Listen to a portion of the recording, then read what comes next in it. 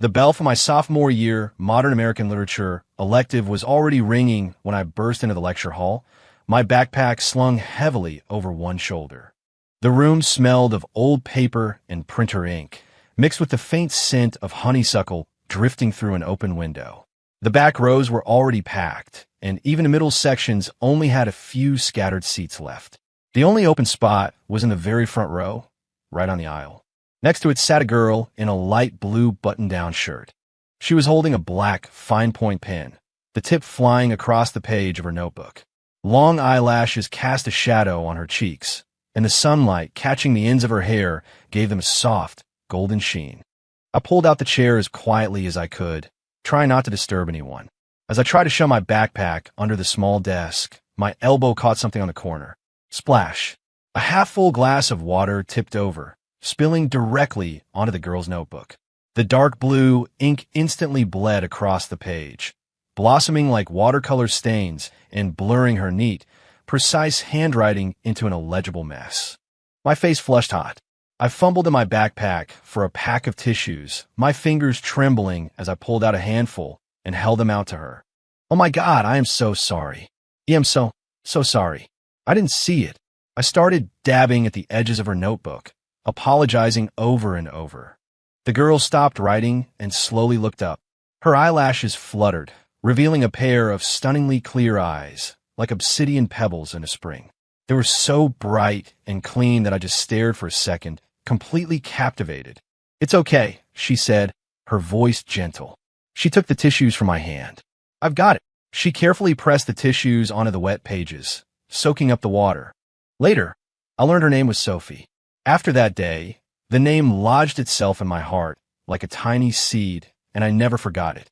After the disaster in lit class, I kept trying to think of a way to make it up to Sophie. I found out from a classmate that she studied on the third floor of the main library every afternoon. So, I started getting there a half hour early every day to save her a seat at a corral by the window. The light was best there. In the afternoon, the sun would stream in, illuminating the pages of her books. If you looked up, you could see the big sycamore trees lining the quad. When the wind blew, the leaves would rustle, a peaceful, calming sound. Sophie always arrived carrying a faded canvas tote bag. Inside was a thick textbook, its cover worn and soft at the edges. After she sat down, she placed her pencil case on the corner of the desk, pull out her book, and just quietly start working. I'd sit across from her, pretending to read my own textbooks, but my eyes would always drift back to her. I watched the way her brow furrowed when she hit a tough problem and the slight, secret smile that would appear when she finally figured it out. Watching her filled me with a soft, warm feeling. One afternoon, I noticed her staring at the same problem for a long time without writing anything. The tip of her pencil would sketch something on her scratch paper. Then she'd erase it, then sketch again, her brow knitted in concentration. She was clearly stuck. I remembered the bag of orange Jolly Ranchers I bought at the campus store that morning.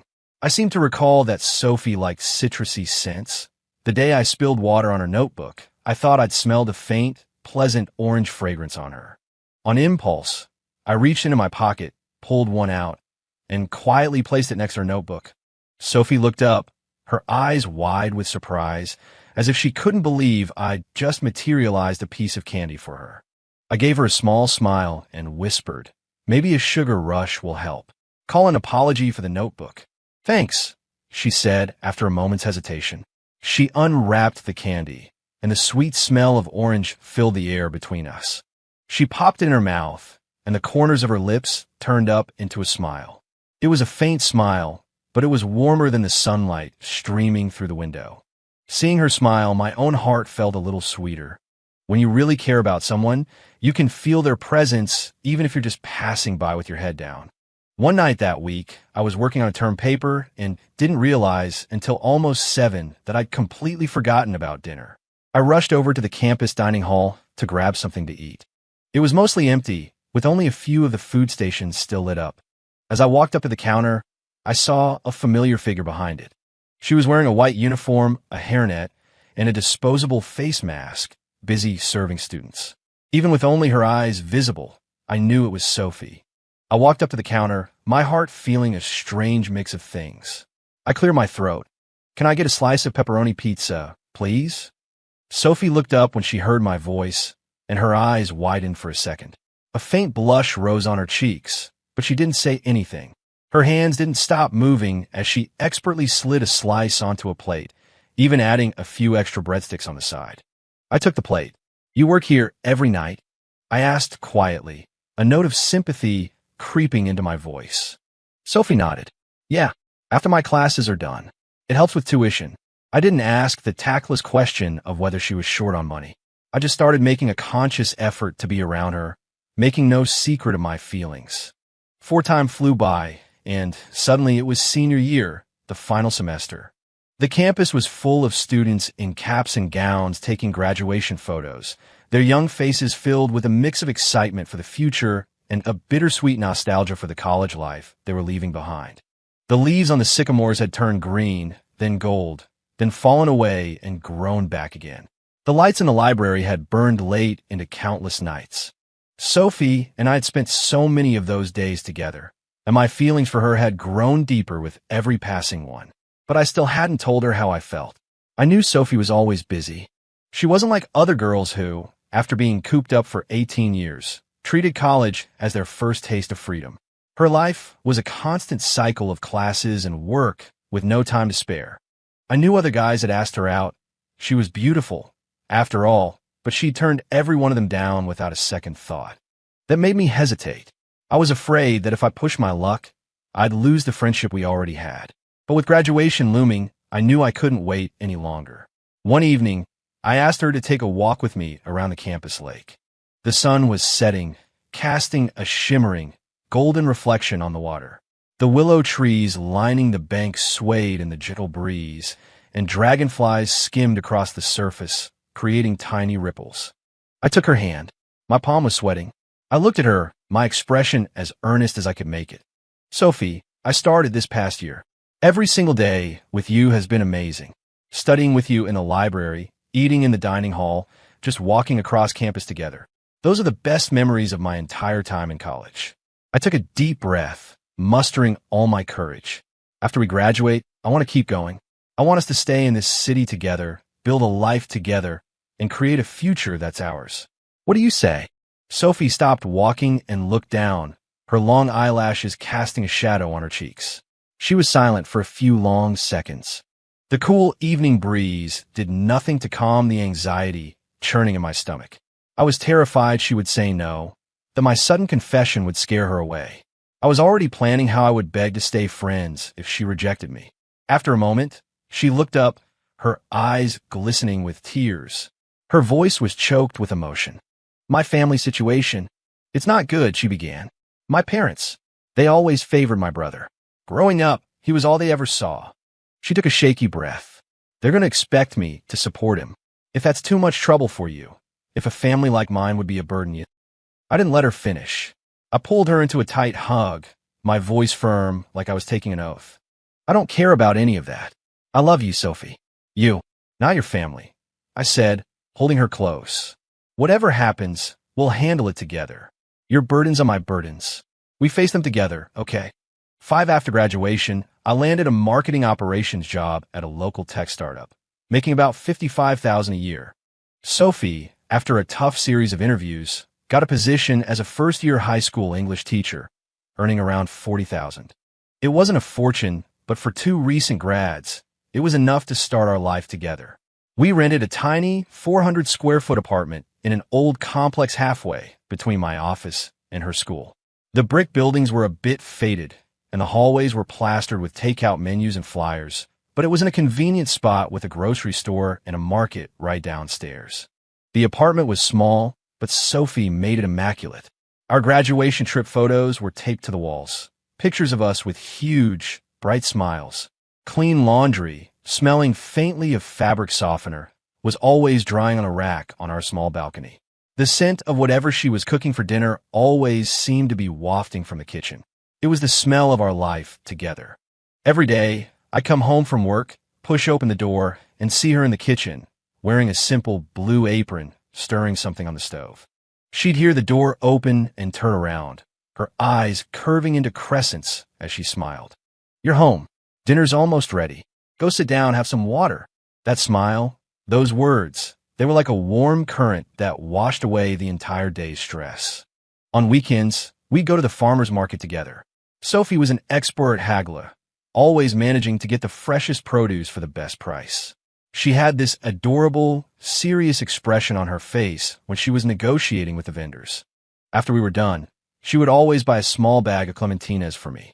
The truth is, I don't even like clementines that much. But I never forgot that faint, citrusy scent on her from the day we first really met. A year after we started dating, I felt the time was right, so I brought up the idea of marriage. When Sophie heard me, her face lit up with a surprised joy, but she hesitated for a long time before finally nodding and agreeing to take me home to meet her parents. Her family lived in a small town a few hours away, in a modest house they'd built themselves. It had red brick walls and a white railing on the porch. A rose bush grew in the small yard, and a black SUV, a model that probably cost around $20,000, was parked in the driveway. The place wasn't fancy, but it was clear they weren't destitute. I couldn't understand why a girl from a family like this had to work a campus job just to get by. When we walked in, Sophie's mother greeted me with a wide, enthusiastic smile. "You must be Leo. It's so good to meet you. Sophie tells us so much about you." But as soon as we sat down for dinner, the warmth evaporated. "So, Leo," she began, "what do your parents do? Do they own a house in the city?" I was a little taken aback by how direct she was. "My dad owns a small construction supply business," I answered honestly. "My mom doesn't work." The smile on her mother's face faded slightly.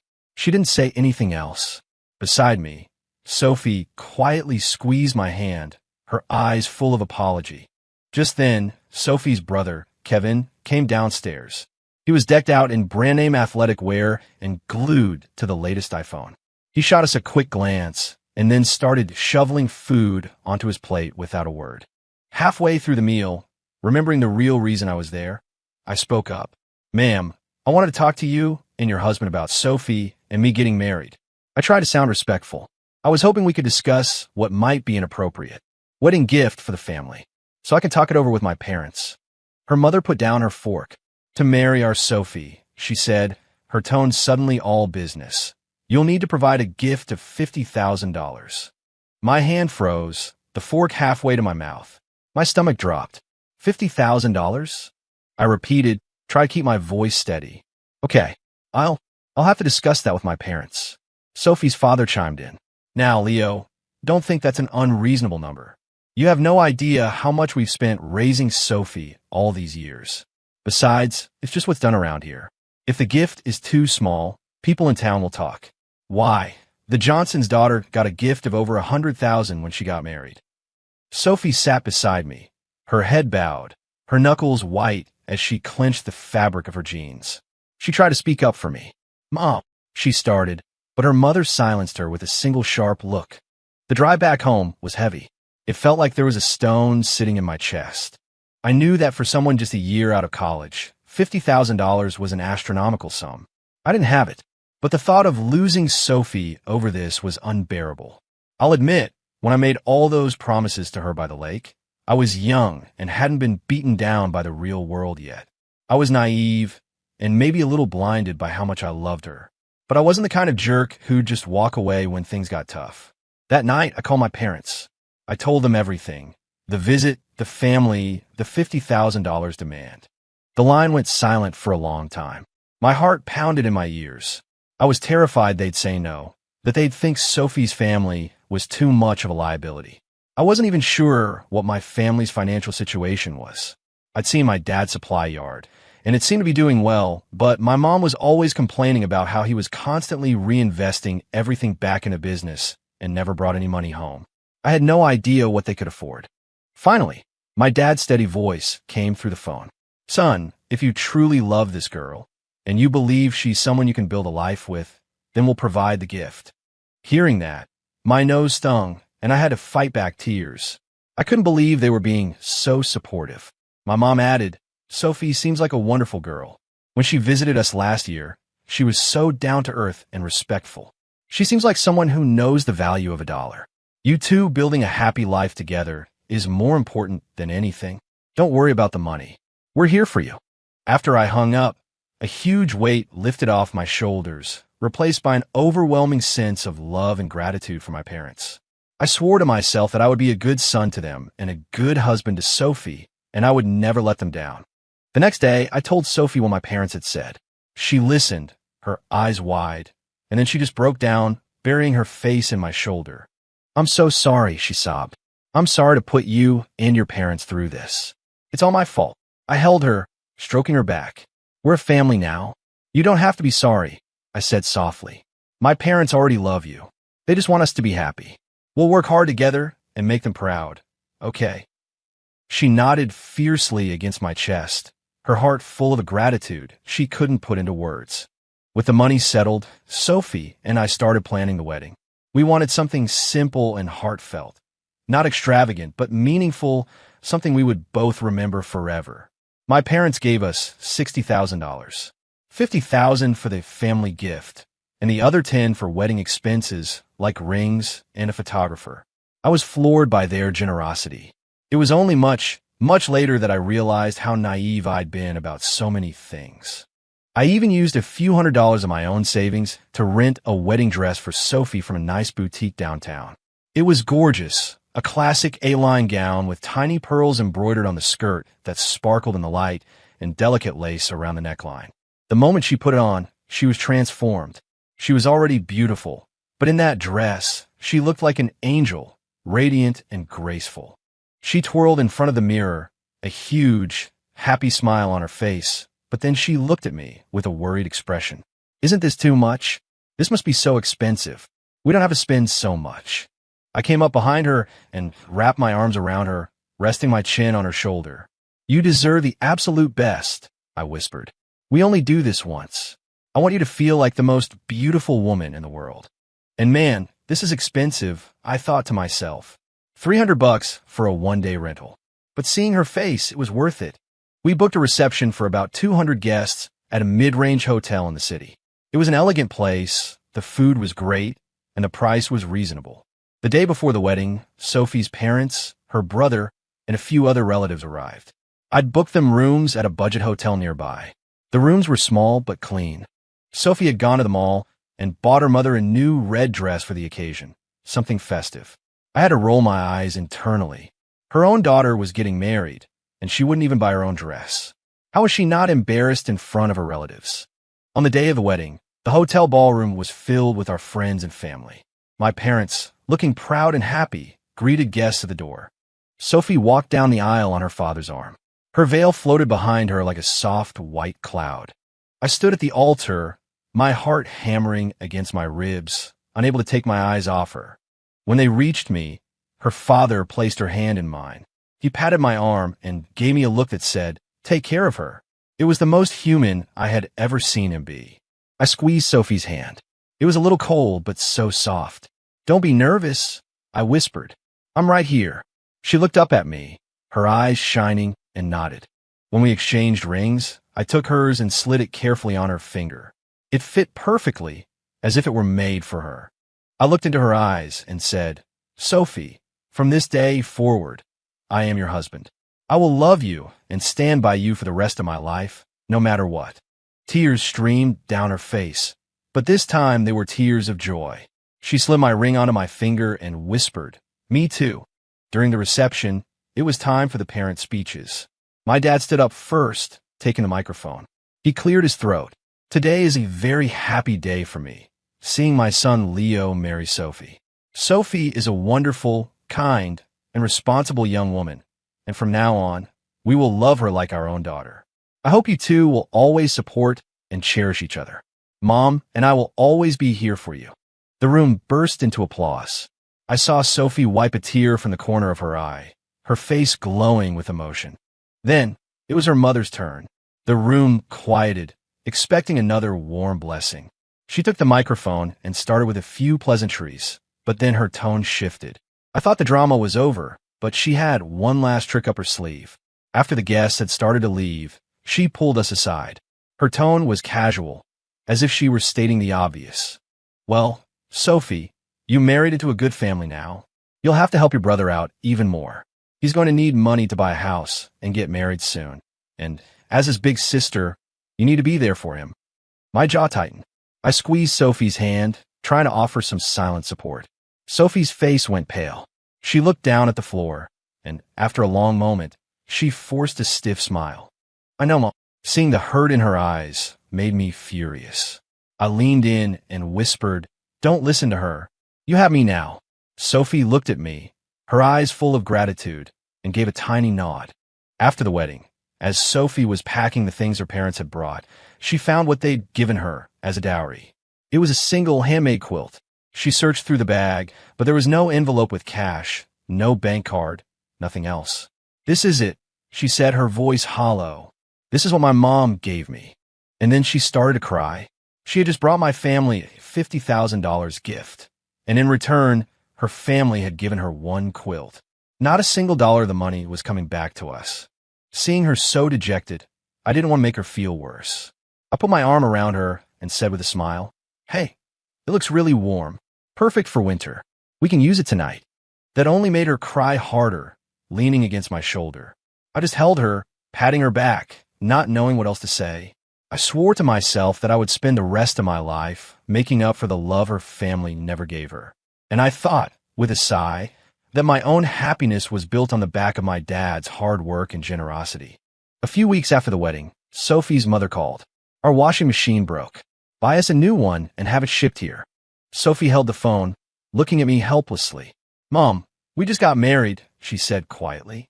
"We're a little tight on cash right now." "You married a rich boy," her mother shot back. "How can you be tight on cash?" The call ended with her mother muttering under her breath, but Sophie held firm. She didn't send the money. The truth is, even when we were dating, I knew Sophie wasn't some brainwashed fool. When her brother would ask her for money, she never gave him any. Her parents, however, managed to guilt her into sending them about $150 a month from her work-study job. Back when we were renting our first apartment, she insisted on splitting the rent and utilities right down the middle, and she never, ever touched that money she set aside for them to pay her half. That was one of the main reasons I was so determined to marry her. Most guys are willing to marry someone whose family isn't as well off as theirs. They're not afraid of a father-in-law who works a blue-collar job or a brother-in-law they have to help out now and then. What they're afraid of is a wife who doesn't see them as a team. A wife who still sees her parents' family as her family and treats her husband's family like an ATM.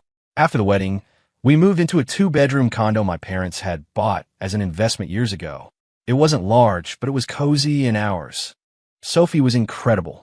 She'd come home from a long day of teaching and still managed to keep the house perfectly organized.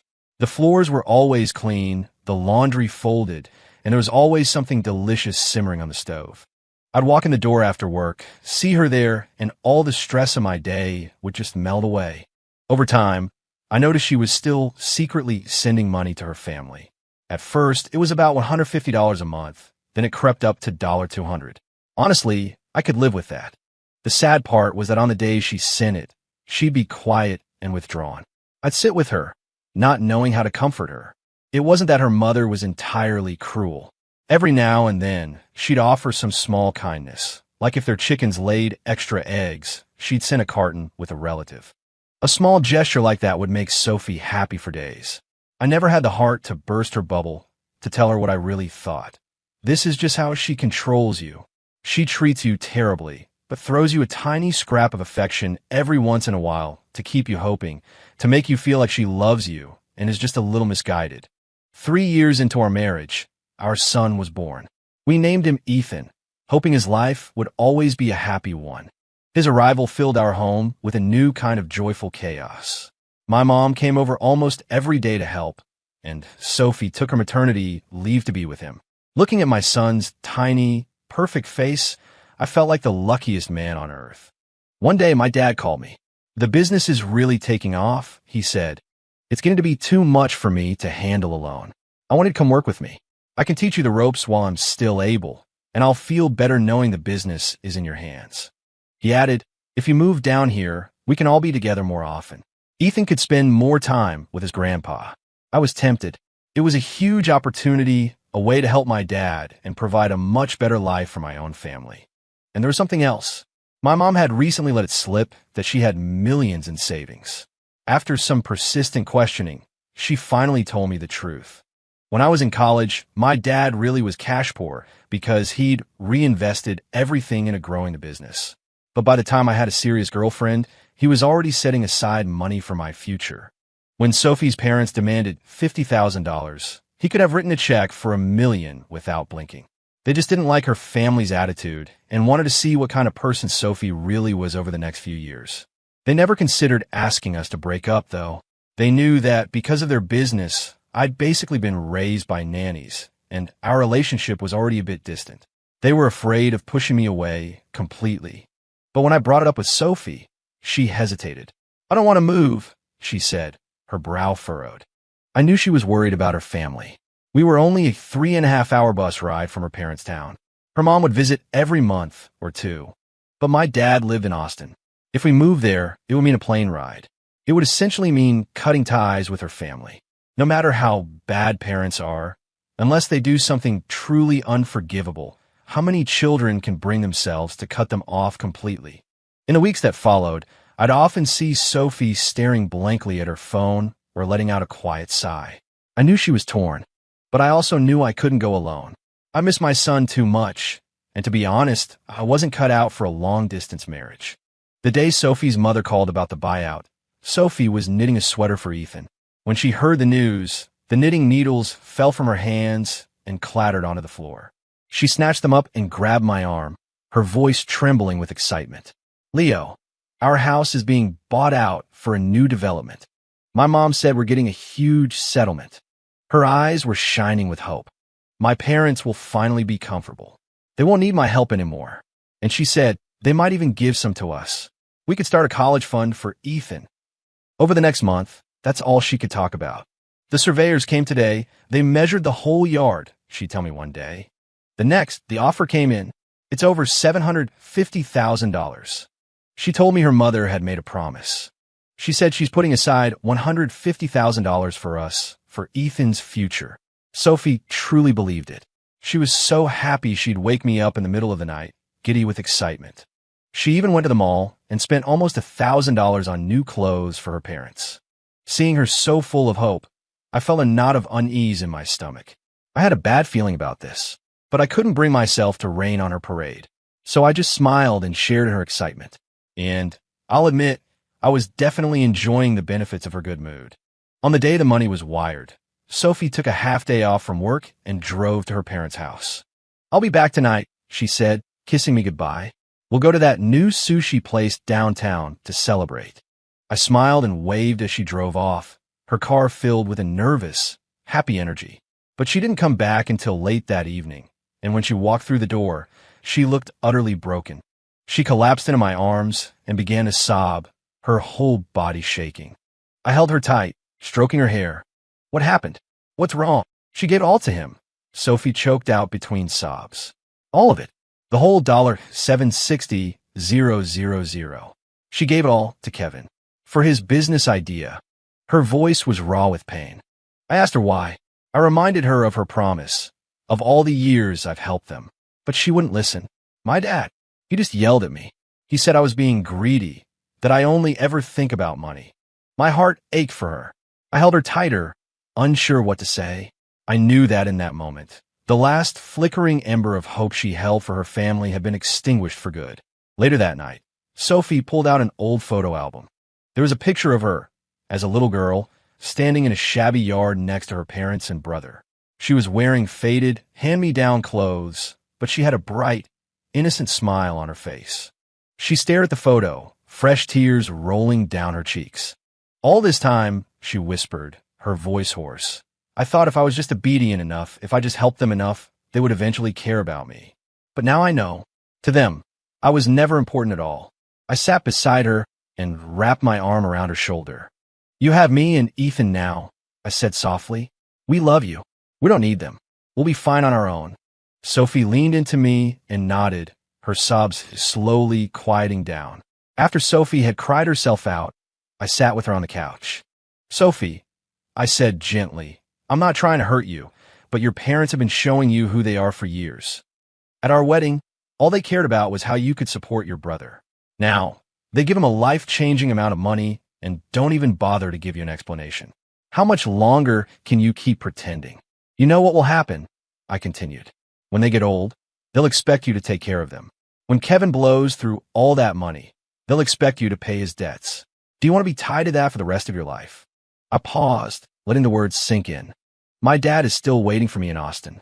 We could go there. We could start over. No one knows us there. You'd be free from all of this. We could finally live our lives in peace, and Ethan could grow up in a better environment.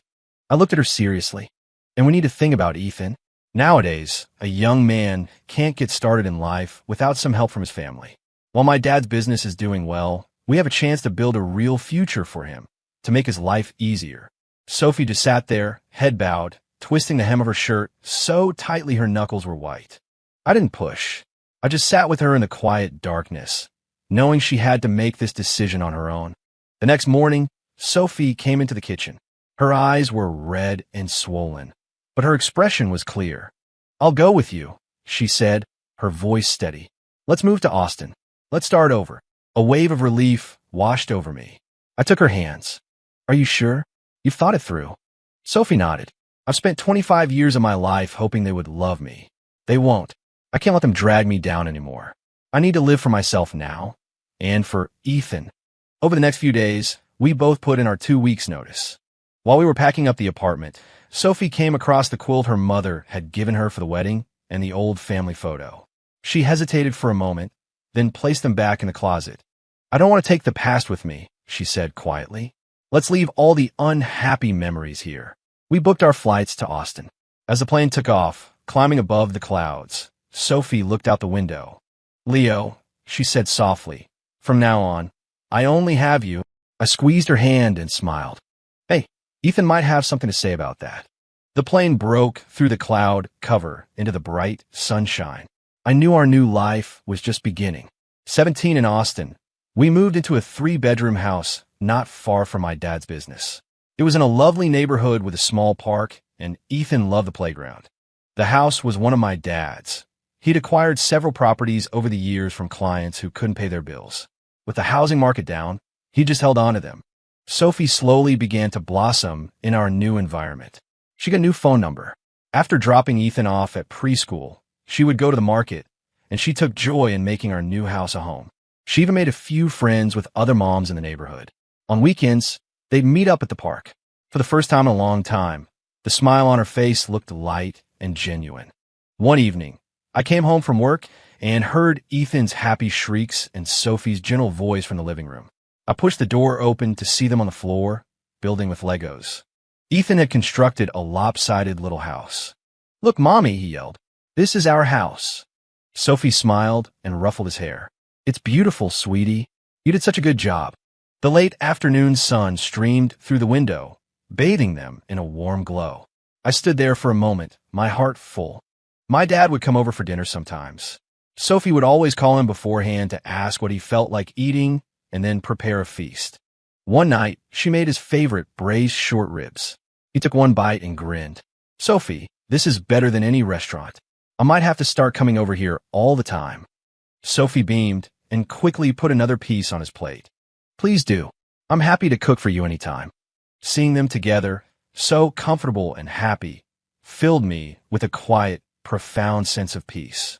2 years after we moved, I was learning the ropes from my dad, and our life was better than I ever could have imagined. One night, I came home from the office and handed Sophie a bank card. "There's $760,000 on this," I told her. "It's from my dad." Her eyes went wide. "What? Why would he give me so much money?" Her hand trembled as she took the card. I smiled. "He said he knows you got a raw deal with the buyout money. He wants this to be for you to manage, for Ethan's future." I pulled her closer. "He says you've taken such good care of this family, and he's so proud of the mother you are. He knows how much you suffered with your own family, and he wanted to make things right, so you never have to feel insecure or dependent on anyone ever again." I grinned. "Of course, those are the official reasons. The real reason is he's hoping this will convince you to have a granddaughter for him. But don't worry," I added quickly. "Unless you want to, no one is ever going to pressure you." Sophie laughed through her tears, which had started to fall again. But these were tears of pure joy. "Leo, thank you. And please, thank your dad for me. You are all so good to me. I wiped her tears away and pulled her into a hug. We're a family. You never have to thank us. I'm going to spend my life making you and Ethan happy. She clutched the card to her chest as if it were a physical manifestation of warmth and security. She looked up at me, her eyes clear and determined. I'm going to take such good care of this family. I won't let you or your dad down. The very next day, she took that card to the bank and locked the entire amount in a 5-year certificate of deposit. 19 another 4 years passed. Ethan was in second grade, thriving in his new school, and would come home every day chattering about his friends and teachers. One day, I got a call from an old number, a relative from her hometown.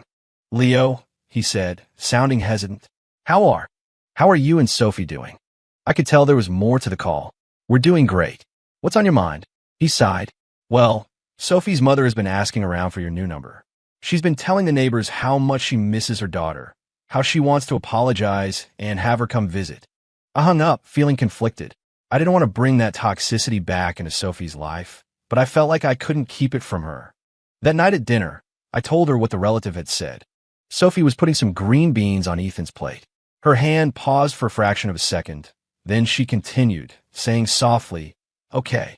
Her face was unreadable. I thought that was the end of it, but a few weeks later, the relative called again. This time, he had the real story. It wasn't that Sophie's mother missed her. It was that Kevin had taken the $760,000, invested it all in some crypto scheme, and lost every last cent. On top of that, he was $30,000 in debt. To make matters worse, Sophie's mother had just been diagnosed with kidney failure.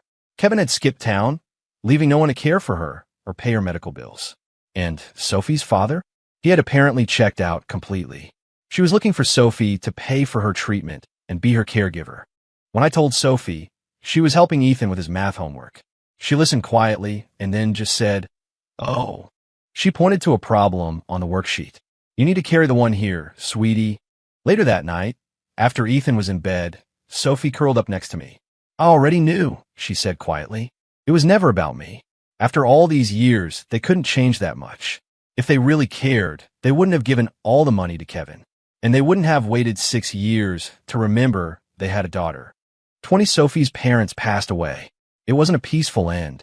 Her mother died alone in a hospital bed, her body unclaimed for days.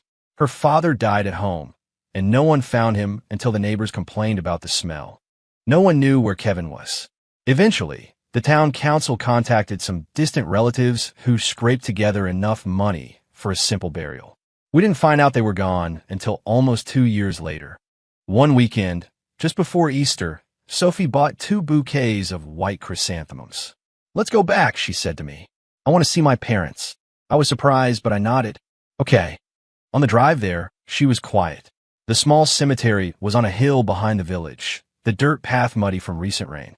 I held her arm as we walked up the slope. Her steps were light, as if she were afraid of disturbing the silence.